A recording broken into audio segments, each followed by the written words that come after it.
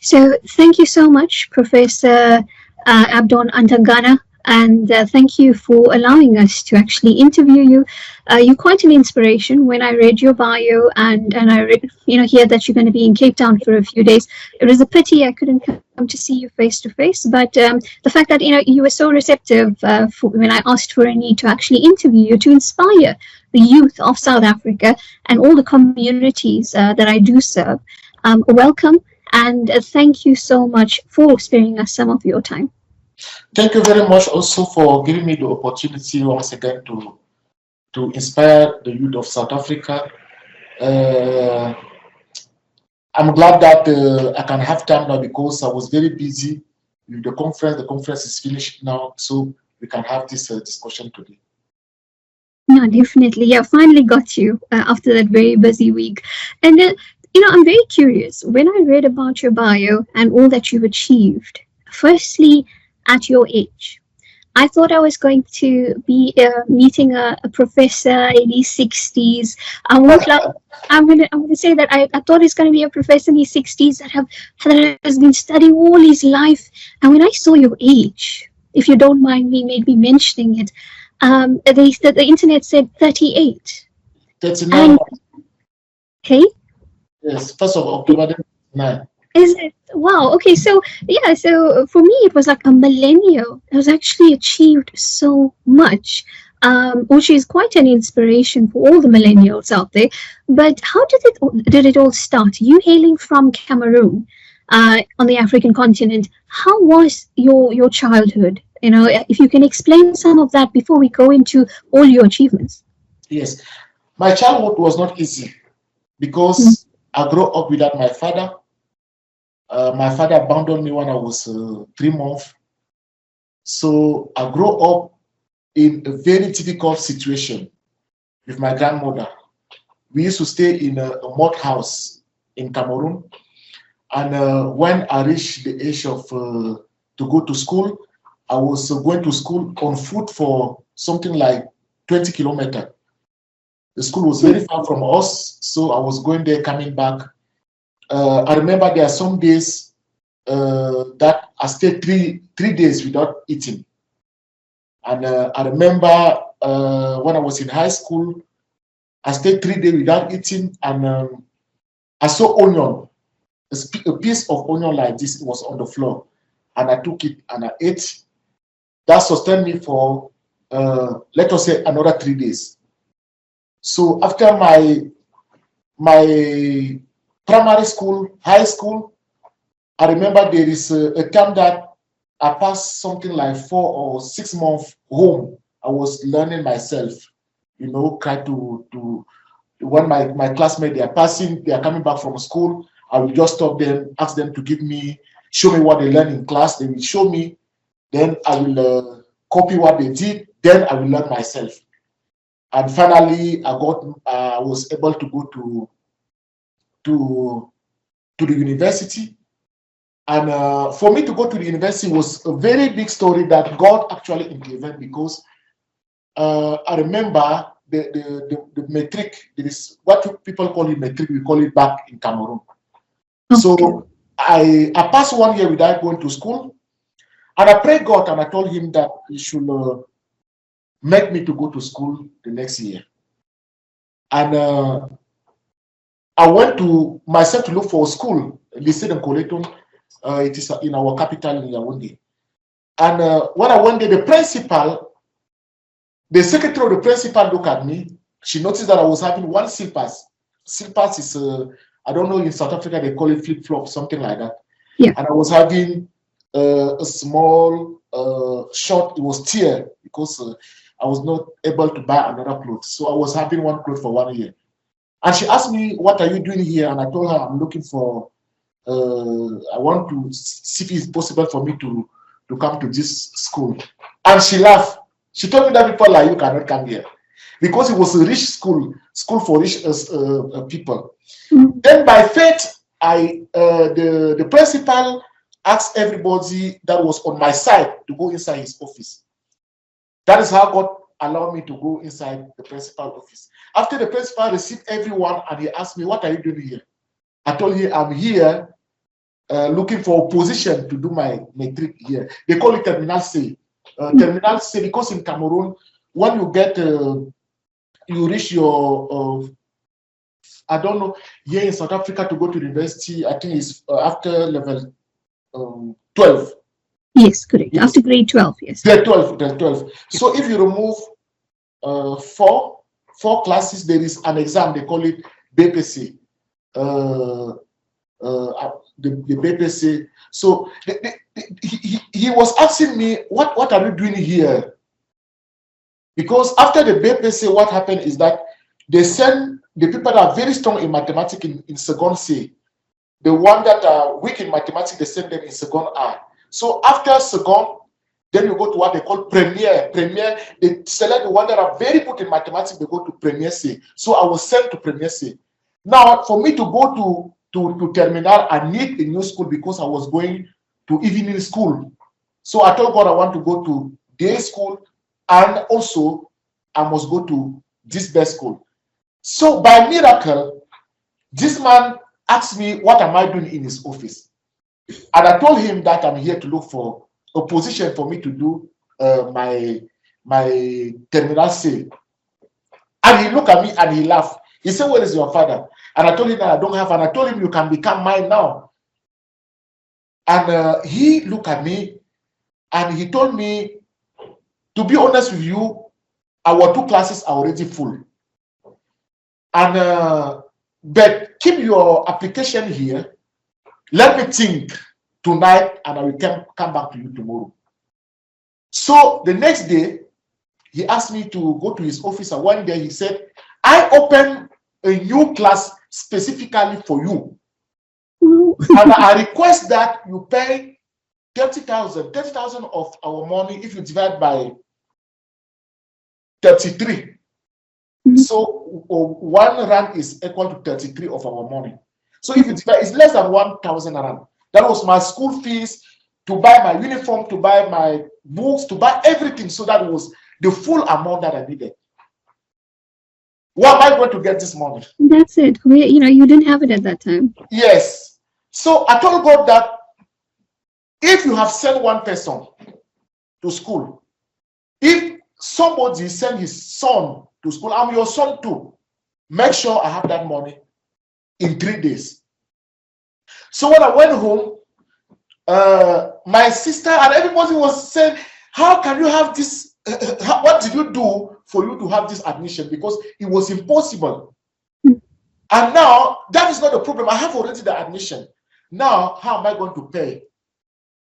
And I told God that you must make sure that I have this money. 2 days later, because the guy gave me 3 days, so after 2 days, my mother was in the bar. She was drinking something. Then one old man got up from somewhere and gave my mother exactly the 30,000 francs CFA, and told my mother, go and give this money to my son. Don't drink beer with this money. So my mother came. She was shaking, and she told me that one old man gave me this money to give to you for you to go and pay your school fees.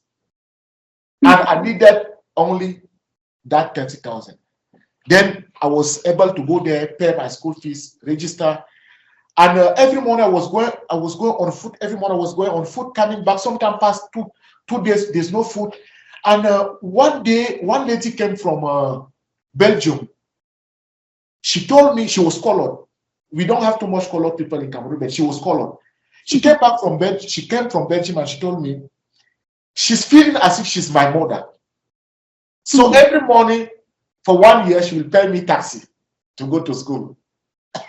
You just had it, the way I'm hearing it right now, it's as if God knew that you were going to be this great mathematician, you were going to do greater good, and he knew your purpose. So he guided you. And plus, I think what's important is you had that drive of, I'm not going to give up. Yes, yes. Yeah. So the lady was paying me. Then I got my matric. I went to the university. It was very hard. The university was very hard because I was staying with my sister. She had nothing. We were maybe 6, 7, 8 in one room. So the university was almost like 25 kilometers from where I used to stay. Okay. And now, if you go early in the morning, you will see that our classroom are not that big as here, and there are many students. So some students, they will go there, keep the place for their own people, their friends, and we don't have like the mic or I don't know how to call Like this. a PA system and stuff. Yeah, the PA system where you speak, everybody can hear. Like Yeah, yeah. yes. So now they call it in French le bar French. So you can put it here. So even if I'm far, when we speak, I can hear here. And that we were not having it in Cameroon, in our classroom. So when the teacher is speaking, you cannot hear if you're from far. So what I used to do is to leave my house midnight, go on foot. When I reach there, I will be able to sit in front. Just And for of your course, seat. I don't have, I'm not going to have something like book. I never have book in my life. I'm not going to have something like, I'm not even sure that I will be able to pay my school fees, but I'm going by faith. So after I finish my degree, one day I received a letter from someone saying, your father family is looking for you. Oh, okay. And of course, I know that there are many kids like that. They will listen to my story. They will ask, what happened then? Did you go or you refuse? I know my father is my father, whether he took care of me or not. God chose him to be my father. So I went there. When I went there, I met several serious people in Cameroon, my uncles. This one is the director here, this one is the ambassador here, this one is something, this one is something. And they told me, from now day, your father is this man. And they choose a biological, or not a biological father, adoptive father, my uncle. He is now the ambassador of Cameroon to Japan, New Zealand, Australia, and South Korea. So in one day, I become the son of an ambassador. Someone who didn't eat for 3 days and was walking on foot to go to school. Yes. Now being related as having a godfather that's an ambassador for the country. Yes. So in one day, I become the son of the ambassador. That is the reason why I came to South Africa in 2009. He said, after your degree, you have to go to South Africa. No, Canada. And for me, I used only to think of being in Africa. Of course, that when they were talking about Canada, it was nice to go to Canada. But I asked, what about, there is a country in Africa where they speak English and they say it's good, it's developed. Then, of course, it was South Africa. So I came to do my honors in South Africa in 2009. So that is my story. Okay. I know I didn't even go into your achievements or go into fractional calculus, anything that you do right now in the University of the Free State, but I'm already so inspired. And I'm sure all the youngsters that are going to watch this are definitely going to be inspired as well. I mean, to know that you've worked so hard, you did not give up. And you didn't take no for an answer because you are passionate, and it's, I think you actually, from, and it's pointless me asking you from when did the love for maths actually start, because it seems like you were always in love with mathematics for that matter. Yes, let me go back to that question. Yeah. When I grew up, it was natural. Like I like mathematics, I like number. Languages were a problem for me. I did not like English. Of course, I learned everything in French. So I learned English here in South Africa by myself. So what was my motivation? All our book, the theorem, the formula, they were named after the people from the global north. You see Pythagoras, Euclid, Thales, Gauss, all those inequality, all those theorems. And as a young African boy, I start asking myself question, does that mean our people never contributed to mathematics? Why is it that we don't see a Cameroonian name, an African name? Of course, at that stage, I know about Africa because of geography, they teach us geography, but my question was, I don't see a Cameroonian name attached to a mathematical formula. Does that mean our father never do mathematics, or what is going on here? And I told myself, I will make sure not just to go to school, But to go to school so that a name of an African person should be attached to a mathematical formula. So when I was going to school, I was not going to school to pass. Okay, the competition was there. I have to compete with my classmate. Our problem was not to just pass, like to have 60%. No, our problem was who have solved all the exercise in the mathematics book. Who is the best? Not in our class, not in our school, but the entire province. So our own was not like, okay, let me go to school then pass. No, my own was, I'm going to school, I must be the best in my class, I must be the best in my school, then I must also be the best in my district, best in my province. So what we used to do is, we want to know who is the best in the other parts of the province. So sometimes we meet, Okay. then we do the competition. Like we have exercise, then we solve the exercise. We see who can solve that exercise very, very easily.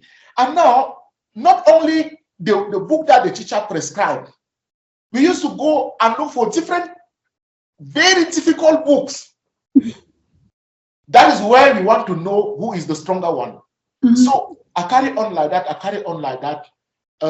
Math become like my life, I have to be honest with you. There are sometimes we used to pass 3 days solving mathematics. We don't eat, we don't even bath. You're so involved. Yes. So mathematics become our life. We don't know anything. In fact, I reached after primary school, I did not know about ladies, how to date a lady. Oh, because you've never really interacted. Yes. So the books have been your first love. So all my life was mathematics, solving physics, mathematics. So that is how I started loving mathematics. And in fact, also in our country, when they call it the best, you go to terminal C, premier C, second C. So I also wanted to be in that class, not to go and do languages. For us, we used to say that languages are for ladies. Of course, that was our conception as young guys at that time. We used to say, no, languages are for ladies. That is how I started loving mathematics. Not to pass, not to get the degree, but to make sure that an African name is attached to a mathematical formula. Now tell me, you sat in a classroom and you wanted to be, obviously had competition, you wanted to be the best in class, best in the province, best in the country. Did you ever think you're going to become the best on the continent? I never think. I cannot say that I knew that I would become the best in the continent or the best in my field in the world. My own was, my name one day have to be attached to a mathematical formula. And I remember my uncle recalled me the story, the discussion between him and me. He asked me, what do you see yourself in the next future? Of course, we have the first. This guy is the first, the number one. And I told him that I'm not going to be number one in my field. I'm going to be number 0. Well,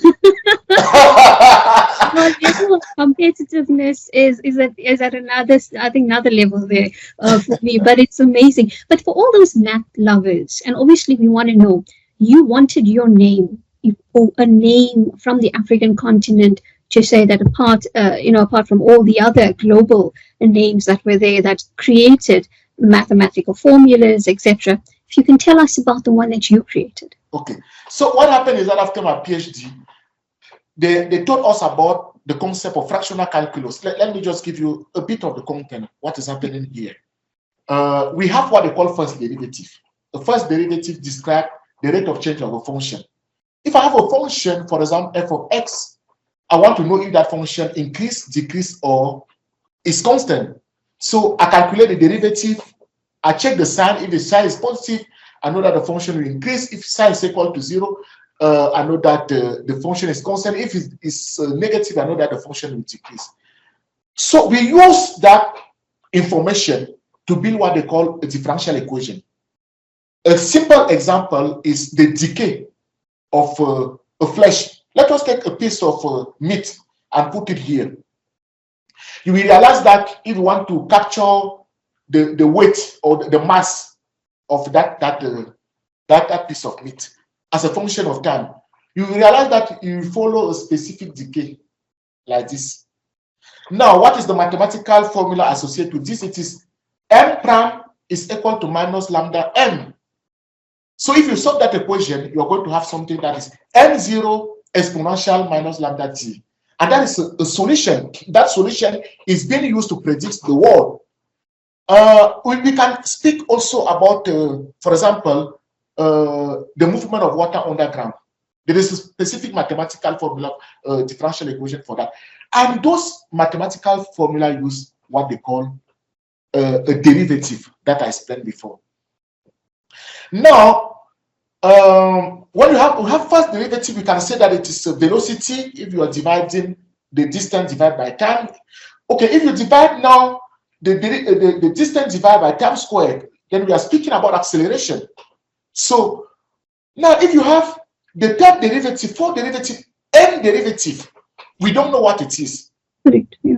Now the question is, can we generalize it?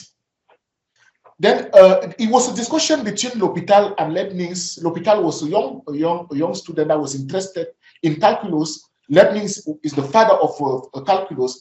And L'Hopital asked Leibniz, what if the n, that is the n derivative, is a fraction? Let us say 0.5.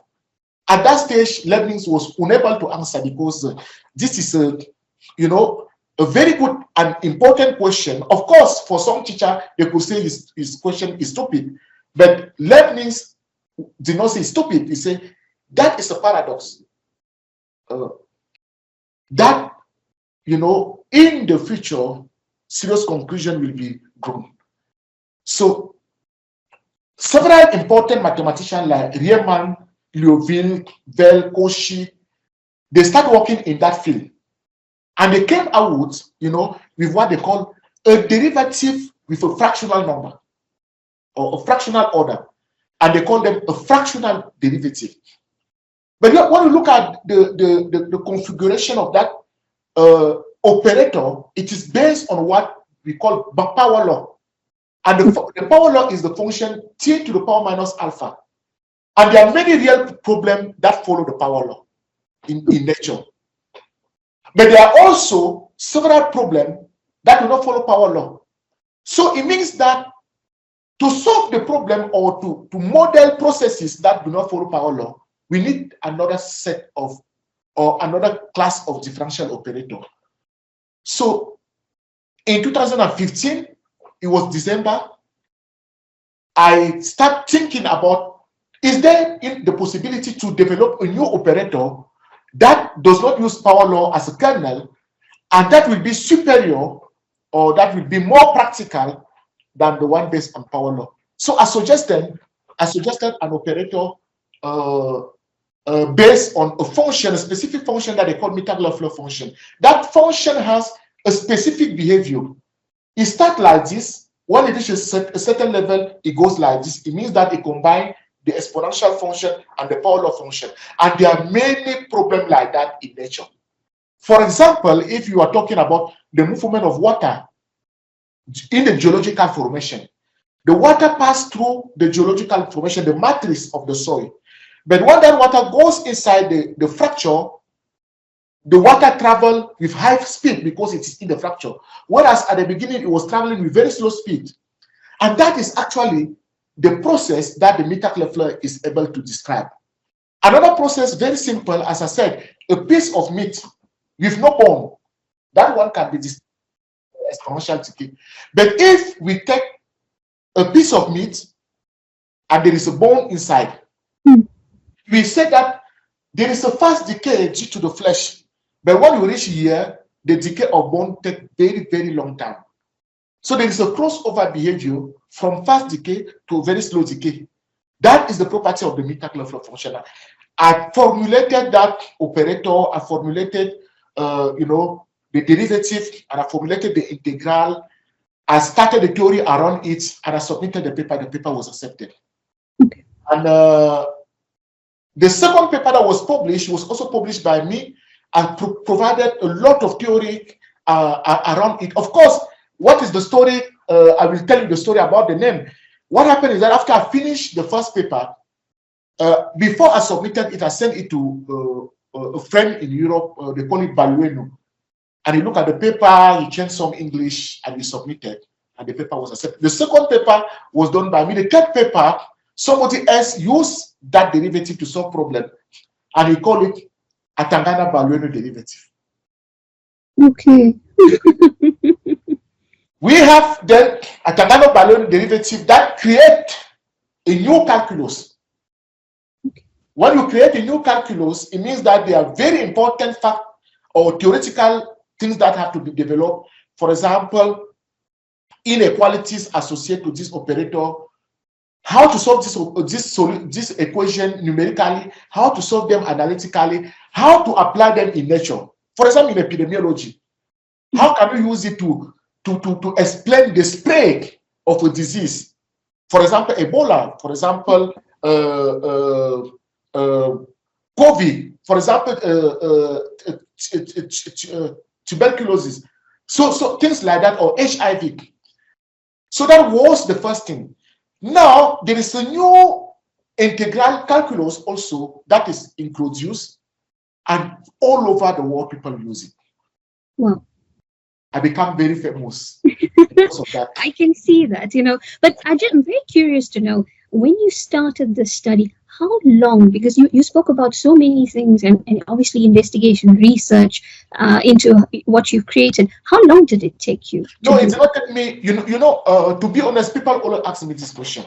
Mm. I always solve everything in my mind, even when I'm sleeping. Oh, So no. it took me 1 week to produce that study in my mind. Okay. Then I wrote it on the paper, then I type it. So that is what I did. So after this, we start asking ourselves a question. The Atangana Balueno is able to capture processes with crossover behavior that I have described. What happens if that crossover behavior is in a specific type of media? For example, they can call it fractal media. Will my operator be able to solve that problem? Remember, what is important as a mathematician, humble mathematician, is to recognize the fact that the nature was created by God. And the only reason we are using mathematics is to understand God's nature. And it is impossible for a specific mathematical operator to be used to describe God's nature. So specific problem will require specific mathematical formula. So I introduced a new concept called fractal fractional, where I introduce again a type of differential operator and integral operator, and also create, all those theory that I was saying. In fact, several cases around all over the world. In India, for example, many people, Turkey, many China, many country students use them as thesis. Okay, so that was the second thing. Of course, I have to develop new theory in terms of numerical method, analytical method, new inequalities, and many things. So after this, that was 2017. After this, my student came in my office and he told me, okay, Prof, we have listened to whatever you have done so far, but we still have questions for you. And the question is, what happens if in nature I have a specific period of time where there is a specific process, then after that time there is another process, after that time there is another process. Will you be able to use your Mittag-Leffler function or your fractal fractional to describe this entire process from the first to the last? It took me, I think, 1 week thinking. I was having a postdoc called Seda. She's from Turkey. So we came out with a new idea. How to model processes in nature with crossover behavior, different crossover behavior. And we call them piecewise differential operators. And we also call piecewise integral operator. We wrote 3 books from Oh, this. okay. Yes, we wrote 3 books from this concept. And nowadays it's being used everywhere. Wow. Everywhere. People are using piecewise here, piecewise there, piecewise here, and piecewise there. The fact that they, you know, the books are doing well, your formulas are being used worldwide right now as a professor. From the time you sat in that classroom the very first day to now, how content and how do you feel as not a professor, but as an individual, as that child that had a dream? Uh, you know, if I can just tell you, I have 12 books, Okay. and that is not common in mathematics to see somebody with 12 books. And I wrote those books since 2015. Okay. So far, I wrote 12 books, and I have more than 450 publications. And that is not even, it's not easy in mathematics. I can imagine, yeah. Yes. So I have also many chapters in books, in different books. Whenever I get up, I see myself on TV, interview. I only think that I never do anything. The reason is a wise man does not look behind. True. A wise man look in front. People become arrogant, become very proud of themselves because they look at the past. For me, I don't remember what I did. Wow. The only thing I remember is that I have not done anything. So when I get up early in the morning, I make sure that I do something, not for myself. Remember, we need some African name attached to mathematical operation. So many people told me that I'm not supposed to be simple. I'm ranked #1 in the world in applied math several years. I have this, I have been editor here, I have got this award. And I always tell them, a wise man look in front of him, and when you look in front of you, you see empty space. And you ask yourself, what can I do to fill this space? I'm definitely taking that as a learning, I have to say, you know, because I believe you have to be humble, and I believe that till you take your last breath on earth, you are always learning. Yes. So you must always be humble about that. So I think, but that is that one characteristic that actually makes you the great mathematician that you are on our continent. And as an African, as a South African, I am extremely proud of all of your achievements. And I think I can talk for every South African, you know, because you're doing so well. But talking about South Africa, you are now based in the University of the Free State. How long have you been there? I'm there since 2009. Okay. I started as a student, 2009, doing my honors. Then I did my master. Then I got my PhD. Then I did my postdoc. Then they gave me a job. Okay, all right. So you never left. Let me give you the reason why I did not leave University of Free State. I was, few years ago, I was approached by Harbin University in China. That is top notch in the world. So they paid my ticket to go there as a professor. I was 29. When I arrived there, the first surprise was my skin color. They were surprised. Oh, okay.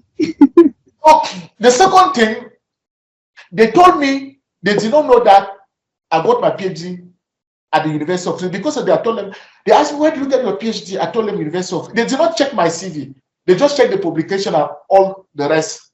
Okay. Your PhD, I say University of Free. They asked me, where is that? I said, what do you mean, what is that? I sent you my CV. They told me that the HR thought that I got PhD in Cambridge. Oh. So they only employ people that got PhD from those top universities. That is like so unfair. So I told myself, the University of Cambridge become what it is because 2 or 3 people sat and they work hard. Mm. And because of their hard work, they open doors for the younger one. And there is a time for people to listen, to receive that type of message. And there is a time that somebody have to sit down and work hard so that the one that will come be after you will not receive the same message. Yeah. And I told myself, I was born at the University of Free State. When I say born, it is meaning I got my PhD there. You became a real mathematician there. Yes. So it means that that university will always be associated to me wherever I go in the world. And I told myself, let me go back to Africa, to the University of Free State, and give the University of Free State name. And now those people, Mm. they know about the University of Free State. Yes, there's a lot of Cambridge know about the University of Free State. Wow. Oxford know about the University of Free State because every year that they rank mathematician, my name is either number 2 in the world or number 1 in the world. And when they check where is it coming from, University of Free State. That's it. When I got my twice award of mathematics, they check the name. Who get the twice award? It is Abdon Atangana. Where is it from? University of Free State. When I become editor in many journals, they check editor Abdon Atangana. Where is it coming from? University of Free State. When I got my UNESCO award, representing mathematics in the world and representing Africa, they said the professor is from University of Free State. And this was diffused everywhere in the world. It was diffused in China. So the whole China now know the University of the Free State. But I think that's what I admire about you as well, is that you don't want to just achieve something for your name and yourself. You had a passion to also put the university on the map as well, to put the continent, under the spotlight, that, what, we can make it. With the resources that we have, we can be the best version as well. You don't have to go to a Cambridge or you can be your best, even if you are in the University of Free State or any university that all these youngsters actually attending right now. But, coming now to the youngsters that, I'm very passionate about in South Africa, there are many. I can tell you, in this few years that I've spoken to youngsters, the first thing that I ask them is, what's your favorite subject at school? And I promise you, 90% of them say it's maths. Now, for those youngsters that are passionate about maths, but they don't know how this maths can actually take them places, they don't know where to use it, whether they're in primary school or just, getting into secondary school, what's your advice to them? And, what's your advice to those youngsters that are actually getting into university? Because many people, even parents, have that notion that my child has to be an accountant, my child has to be a doctor, a lawyer, an architect. But no one thinks that, hey, if I continue to study maths, I can be a professor. I can achieve whatever, you have achieved for that math. And it doesn't have to be maths. But what's your advice to them? Because you are truly an inspiration to them right now. No, let me tell you something. As a Christian, there is a verse in our Bible that said, God said, go in the world and multiply. Of course, African people multiply very well. You can see the growth of our population. The second thing is to control the world. He said, go and control. What is the meaning of control? You cannot control if you cannot understand. And what I understand from this word control is that I need several steps for me to control a situation. The first step is to observe. Observation. I have a specific real world problem that I want to understand, I want to control. I have to observe it first for a period of time. That means collection of data. Then the second one is to analyze those data. You analyze your data, you ask yourself, what is the law that is behind this data? The third thing is to translate that observation into a model, a mathematical model. After you transform it into a mathematical model, you solve that model and you compare your solution with the experimental data. After the comparison, if there is an agreement between your experimental data and the model, then you can predict the future. Predicting the future is, of course, what they call control.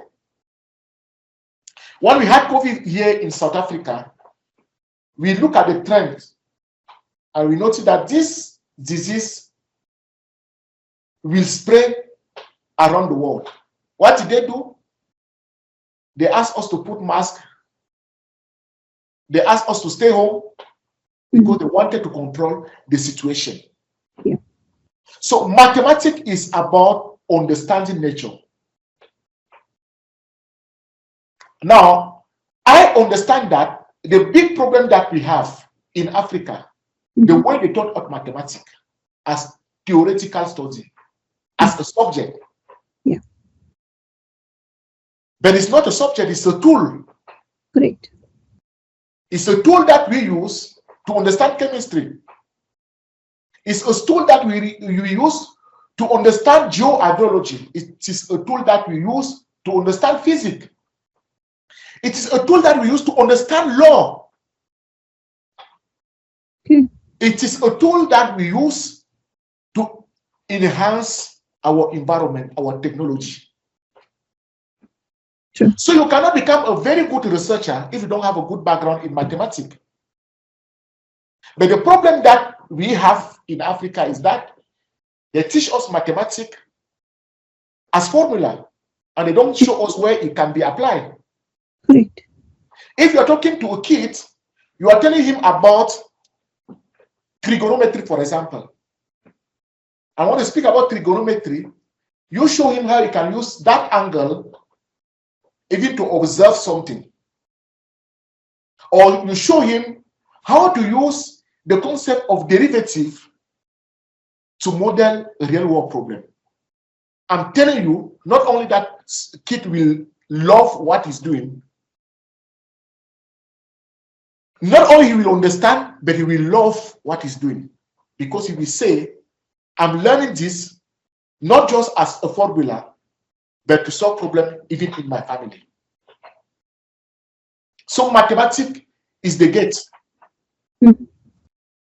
Mathematics is the key. Mathematics is the tool that God gave us to understand his nature. Great. True. It's a powerful tool. And I agree with you, because I mean, even when I was in school, or now that I interact with many youngsters,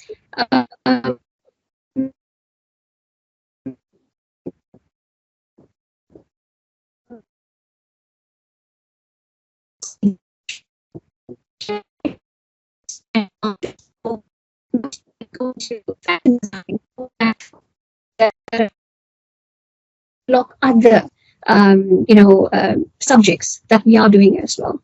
So no, thank you so much for that.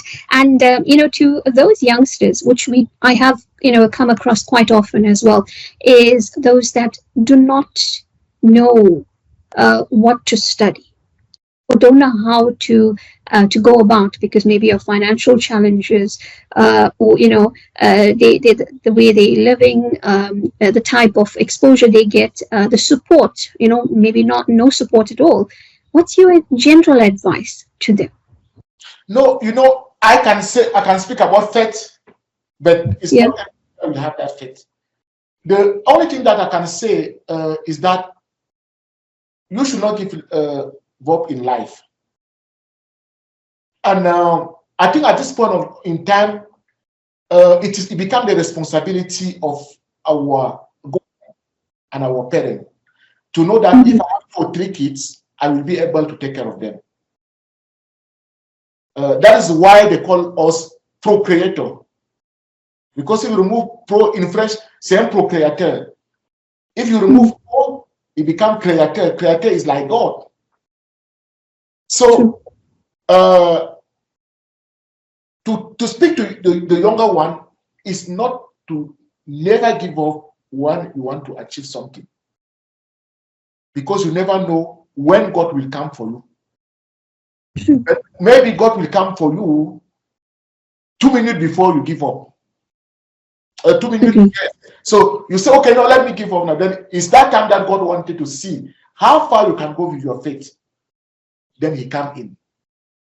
So, True. but at the same time, it is also the responsibility of our parents to make sure that their kid reach where they want to reach. It is also the responsibility of the government to say that let us see what we can do, to make sure that our population is being taken care of. It is really hard. I could not tell you all the detail of my life. Sometimes when I say, some people say that I have added something. It is very, very, very, very, very hard to grow up with no parent, to grow up without going to school for 6 months, learning home. But at the end Mhm. of the day, God came to my rescue. No, he definitely will. I think we just need to believe, we need to not give up, and we need to persevere. And I Yeah. think that's what you did.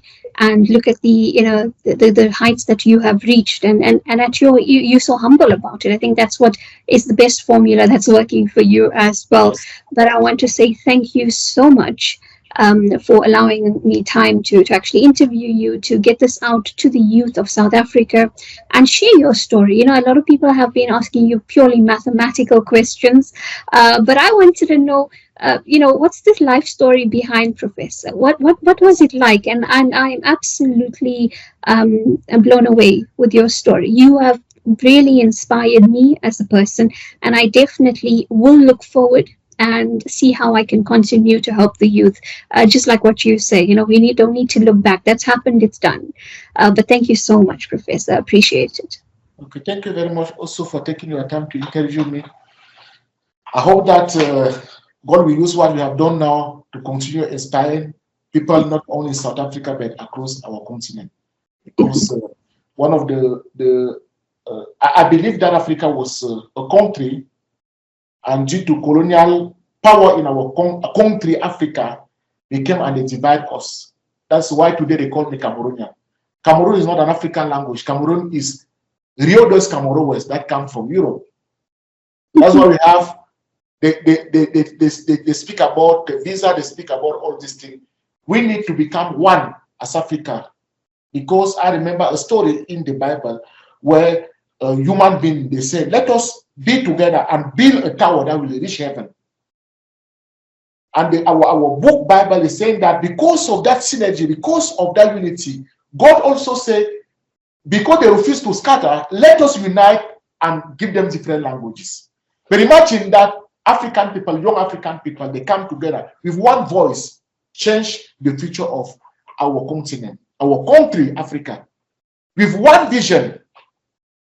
Make sure that we should not be depending on the West academically, making sure that our kids don't leave Africa to go to Europe, making sure that if there is a later technology, that latest technology should be also done by an African person.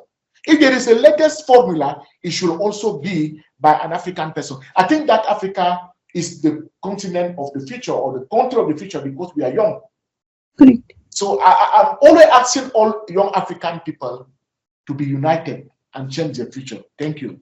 Definitely. I think you and I are proud Africans on this continent called our home, and we will definitely make it better for the future generations. Yes, yes. Thank you. Thank